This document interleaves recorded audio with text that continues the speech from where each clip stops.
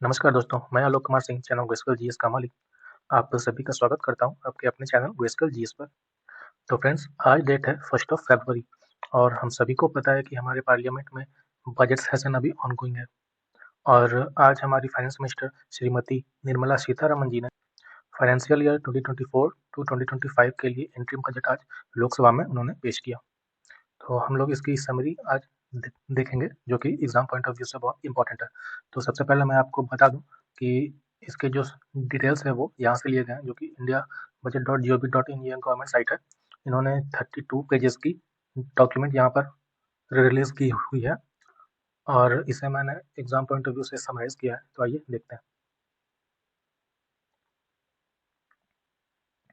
तो दोस्तों, इस बार का जो बजट है ये हमारा एंट्रीम बजट है। एंट्रीम बजट का मतलब ये सिर्फ 3 महीनों के लिए है, क्योंकि आप सभी को पता है कि मई में हमारे लोकसभा के इलेक्शंस हैं और फिर पूरे साल का बजट इलेक्शंस के बाद वहाँ से रिलीज किया जाएगा। तो इस इंटरिम बजट में ज़्यादा कुछ नहीं है, इसमें सिर्फ बताया गया है कि इंडिया ने अभी तक किस किस सेक्टर में डेवलपमेंट किया है, इंडिया के क्या क्या माइलस्टोन्स रहे हैं। तो आइए हम सब इसे एक एक करके जानते हैं। तो सबसे पहले एनुअल फाइनेंशियल स्टेटमेंट जो है, ये हमारे कॉन्स्टिट्यूशन के आर्टिकल नंबर 112 में इसका जिक्र आता है।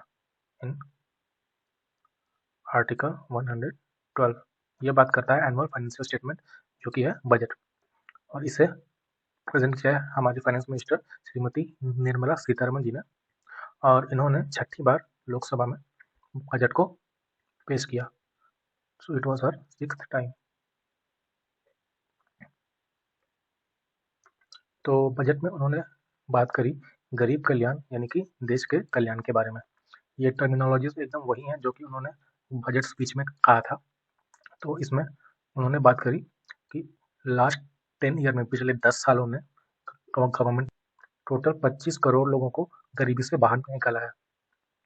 और इस बजट में ये बताया गया कि पीएम जनधन अकाउंट्स के माध्यम से टोटल 34 लाख करोड़ रुपए डायरेक्ट बेनिफिट ट्रांसफर के मीडियम से बेनिफिशियरीज को दिए गए हैं, जिसके थ्रू गवर्नमेंट ने 2.7 लाख करोड़ रुपए की सेविंग्स करी है। फिर उसके बाद इस बजट में बात किया गया पीएम स्वनिधि स्कीम के बारे में, जो कि बेसिकली स्ट्रीट वेंडर्स के लिए है। ये 2020 में इसे इनिशिएट किया गया था। तो इसमें बताया गया कि इस स्कीम के थ्रू 78 लाख लोगों को क्रेडिट असिस्टेंस प्रोवाइड किया गया। इन 78 लाख लोगों में से 2.3 लाख लोग ऐसे थे जिन्हें तीसरी बार क्रेडिट दिया गया इस स्कीम के थ्रू। फिर उसके बाद बात करी गई पीएम जनमन योजना के बारे में, जो कि basically particularly vulnerable tribal groups को टारगेट करता है। सो पीएम जनमन योजना के थ्रू हम प्रिमिटिव वल्नरेबल ट्राइबल ग्रुप्स, इनका जो स्टेटस है, इनका जो लाइफस्टाइल है अभी करेंट सिनेरियो में, उसे हम अपलिफ्ट करने की बात यहाँ पर किया गया। फिर इसमें बात किया गया प्राइम मिनिस्टर विश्वकर्मा योजना के बारे में, जो कि बेसिकली आर्टिसंस और क्राफ्ट पीपल के लिए था, जो कि अभी 18 ट्रेड में बेनिफिट्स दिया जा रहा है। ये 18 ट्रेड्स बेसिकली है, जैसे कि कारपेंटर्स, बार्बर्स एक्सेट्रा। तो ऐसे ऐसे 18 ट्रेड्स में इन लोगों को बेनिफिट्स इस योजना के थ्रू पहुंचाया जा रहा है। अब नेक्स्ट है वेलफेयर ऑफ अन्नदाता। इसमें हमने बात करी हमारे देश के फार्मर्स के बारे में। इसके थ्रू कहा गया कि पीएम किसान सम्मान योजना के अंतर्गत 11.8 करोड़ फार्मर्स को फाइनेंशियल असिस्टेंस प्रोवाइड किया गया, जिनमें मार्जिनल और स्मॉल फार्मर्स भी इंक्लूड थे। फिर बताया गया कि 4 करोड़ हमारे किसान भाइयों को क्रॉप इंश्योरेंस दिया गया अंडर प्राइम मिनिस्टर फसल बीमा योजना। फिर उसके बाद बजट में यूथ के बारे में बात किया गया। हमारा इंडिया का जो यूथ पॉपुलेशन है, बेसिकली उन्हें टारगेट करते हुए एम्पावरिंग अमृत पीढ़ी, दैट इज द युवा। इसमें बताया गया कि स्किल इंडिया मिशन के थ्रू टोटल 1.4 करोड़ यंग लोगों को ट्रेनिंग प्रोवाइड करी गई और टोटल 3000 ITI बनाए गए, industrial training institute, along with 7 IIT, 16 triple IITs, 7 IIMs और 390 यूनिवर्सिटीज को भी सेटअप किया गया। फिर उसके बाद प्राइम मिनिस्टर मुद्रा योजना के अंतर्गत टोटल 43 करोड़ लोन्स को सैंक्शन किया गया है, जिसका मॉनेटरी वैल्यू 22.5 लाख करोड़ आता है। इस योजना के थ्रू हमारे जो यंग एंटरप्रेन्योर एस्पिरेंट्स हैं, इन्हें लोन्स के थ्रू फाइनेंशियल असिस्टेंस दिया जाता है। और फिर आज के बजट स्पीच में हमारे ज्येष्ठ प्रोटोगी आर प्रज्ञा के बारे में भी बात किया गया। गवर्नमेंट ने इन्हें इनके परफॉर्मेंस के लिए एडमायर किया। फिर अगला है हमारा मोमेंटम फॉर नारी शक्ति। यहाँ पर बेसिकली वुमेन एम्पावरमेंट की बात करी गई है। वुमेन एम्पावरमेंट की बात यहाँ पर करी गई है। इसमें बताया गया कि महिला उद्यमियों को 30 करोड़ रुपीस की फाइनेंशियल असिस्टेंस की गई अंडर मुद्रा योजना लोन। और इसमें एक डेटा दिया गया कि पिछले 10 सालों में हायर एजुकेशन के लिए जो फीमेल इनरोलमेंट है वो 28% से बढ़ गया है। फिर इसमें बताया गया कि पीएम आवास योजना ग्रामीण के तहत जितने भी घर दिए गए थे उसमें से 70% जो घर हैं ये वुमेन्स को दिए गए हैं एज अ सोल ओनर और जॉइंट ओनरशिप में। फिर उसके बाद गवर्नमेंट ने कहा कि 9 to 14 ईयर्स के एज ग्रुप के जो भी गर्ल्स हैं इन्हें गवर्नमेंट सर्विकल कैंसर वैक्सीनेशन के लिए इनकरेज करेगी और इन्हें असिस्टेंट भी प्रोवाइड करी जाएगी। फिर उसके बाद लखपति दीदी स्कीम के बारे में भी बात करी गई। इसमें उन्होंने बताया कि इस स्कीम के हेल्प से अब तक अप्रॉक्सीमेटली 1 करोड़ वुमेन्स को अभी तक लखपति दीदी बनाया जा चुका है, जो कि बेसिकली ये सेल्फ हेल्प ग्रुप्स के मदद से होता है। गवर्नमेंट इन्हें असिस्टेंस प्रोवाइड करती है, जिसके थ्रू ये रूरल एरियाज में कोऑपरेशन के थ्रू ये फाइनेंशियल असिस्टेंस प्रोवाइड करता है। तो इसके अंतर्गत 1 करोड़ वुमेन को अभी तक इसका बेनिफिट मिला है और इसका जो टारगेट है पहले 2 करोड़ रखा गया था, जिसे अब बढ़ा करके टोटल इसमें 3 करोड़ का टारगेट गवर्नमेंट ने रखा है। फिर इसके बाद पीएम आवास योजना की बात करी गई ग्रामीण के लिए, मतलब कि इन रूरल एरिया। इसमें कहा गया कि जो 3 करोड़ पक्का हाउसेस का जो टारगेट रखा गया था हम उससे काफ़ी करीब पहुंच गए हैं और 2 करोड़ और एक्स्ट्रा हाउस बनाने का टारगेट रखा गया अगले 5 सालों में। फिर उसके बाद रूफटॉप सोलराइजेशन एंड मुफ्त बिजली की बात करी गई।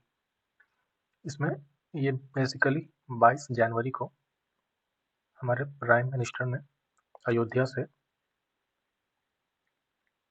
इस स्कीम को इनिशिएट किया था और इसमें कहा गया था कि टोटल 1 करोड़ हाउस होल्ड्स को 300 यूनिट्स फ्री इलेक्ट्रिसिटी दी जाएगी every month by using solar energy.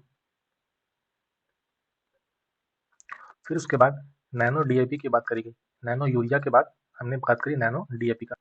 So nano DAP ये बेसिकली फर्टिलाइजर होता है। इसका फुल फॉर्म है di ammonium phosphate. Di ammonium phosphate. तो इसमें कहा गया कि हम नैनो डीएपी का यूज करेंगे और इसे इंडिया के सारे एग्रो क्लाइमेटिक जोन्स में हम इसे यूज करेंगे। अभी तक इंडिया में यहाँ पर टोटल 15 एग्रो क्लाइमेटिक जोन्स हैं। तो इन सारे जोन्स में नैनो डीएपी के यूज को एक्सटेंड करने की बात करी गई। फिर उसके बाद गवर्नमेंट ने एविएशन सेक्टर की बात करी, जिसमें कि उन्होंने बताया कि हमारे देश में टोटल नंबर ऑफ एयरपोर्ट्स जो है वो अब डबल हो करके टोटल 149 तक पहुंच गए हैं अंडर उड़ान स्कीम। यह है उड़े देश का आम नागरिक। और इसके थ्रू इंडियन कैरियर्स ने अभी तक टोटल 100 और एक्स्ट्रा एयरक्राफ्ट का ऑर्डर अभी तक दिया जा चुका है, जो कि आने वाले समय में प्रोक्योर किया जाएगा। फिर उसके बाद गवर्नमेंट ने ग्रीन एनर्जी की तरफ बढ़ते हुए कहा कि इंडिया का जो नेट जीरो का टारगेट है ईयर 2070 तक, इसे पूरा करने के रास्ते में हम यहाँ पर कोल गैसिफिकेशन और लिक्विफिकेशन कैपेसिटी को 100 मेट्रिक टन से और बढ़ा देंगे बाय द ईयर 2030। फिर इसके बाद रेलवेज की बात करी गई। यहाँ पर 3 और नए इकोनॉमिक रेलवे कॉरिडोर को बनाने की बात कही गई, जिसमें से पहला है एनर्जी मिनरल सीमेंट कॉरिडोर, दूसरा है पोर्ट कनेक्टिविटी कॉरिडोर और तीसरा है हाई ट्रैफिक डेंसिटी कॉरिडोर। और ये तीनों कॉरिडोर पीएम गति शक्ति के अंतर्गत बनाया जाएगा। पीएम गति शक्ति, इसे 2023 के बजट में अनाउंस किया गया था। फिर उसके बाद बताया गया कि पिछले 10 सालों में यानी कि 2014 से लेकर के 2023 के बीच में टोटल $296 बिलियन का फॉरेन डायरेक्ट इन्वेस्टमेंट हमारे देश में आया है। फिर उसके बाद जो अमृत काल का समय है, ये बेसिकली इंडिपेंडेंस के 75 ईयर्स से लेकर के 100 ईयर्स, इसके बीच का जो टाइम पीरियड है, इसे पहले अमृत काल का नाम दिया गया था और अब इसे चेंज करके हम इसका नाम कर्तव्य काल रख रहे हैं। तो अब इस साल को, इस 25 ईयर को कर्तव्य काल के नाम से जाना जाएगा। फिर उसके बाद जो पिछले साल के बजट में जो भी एस्टिमेट्स लगाए गए थे और अभी का उसका क्या रियल वैल्यू है, उसके बारे में बात करी गई। तो इसमें बताया गया कि जो टोटल रेसिट है बोरोइंग्स के अलावा, वो है ₹27.56 लाख करोड़। जो टोटल टैक्स रेसिट है वो है 23.24 लाख करोड़। टोटल एक्सपेंडिचर जो है गवर्नमेंट का वो है 44.90 लाख करोड़ रुपीस, और रेवेन्यू रेसिट जो है वो है 30.03 लाख करोड़। और फाइनेंशियल ईयर 2023-2024 का फिजिकल डेफिसिट, जो कि हिंदी में इसे राजकोषीय घाटा कहते हैं, ये हमारे जीडीपी का 5.8% रहा था। फिर इसके बाद बजट का एस्टिमेशन किया गया इस फाइनेंशियल ईयर के लिए, जो कि है 2024 से फाइनेंशियल ईयर 2025 तक का। इसमें कहा गया कि इसमें टोटल रेसिट का अनुमान है, याद रखिएगा ये अदर देन बोरोइंग्स का, इसमें बोरोइंग्स इंक्लूडेड नहीं है, तो ये 30.80 लाख करोड़ रहने का अनुमान है। फिर इसके बाद जो टोटल एक्सपेंडिचर है गवर्नमेंट का, वो इस साल 47.66 लाख करोड़ होने का अनुमान है। टैक्स रेसिट जो है वो 26.02 लाख करोड़ रह सकता है, और इस साल का जो फिजिकल डेफिसिट है वो कम होकर के 5.1% पर आने का अनुमान है। जैसे फिर फर्दर हम लोग और कम करने की कोशिश करेंगे 2025-2026 फाइनेंशियल ईयर में, इसे कम करके हम 4.5% तक लाने की कोशिश करेंगे। जो पिछले साल के बजट में जो टैक्सेशन में जो चेंजेस हुए थे, इसमें इस बार उसे भी वैसा ही रखा गया है, इस बार उसमें कोई चेंजेस नहीं लाया गया है। तो दोस्तों, ये थे कुछ की पॉइंटर्स जो कि हमारे एग्जाम पॉइंट ऑफ व्यू से बहुत ज़रूरी है। तो आपको ये सेशन कैसा लगा, इसके बारे में ज़रूर बताइएगा। फिर मिलते हैं फिर अगले वीडियो में, तब तक के लिए थैंक यू।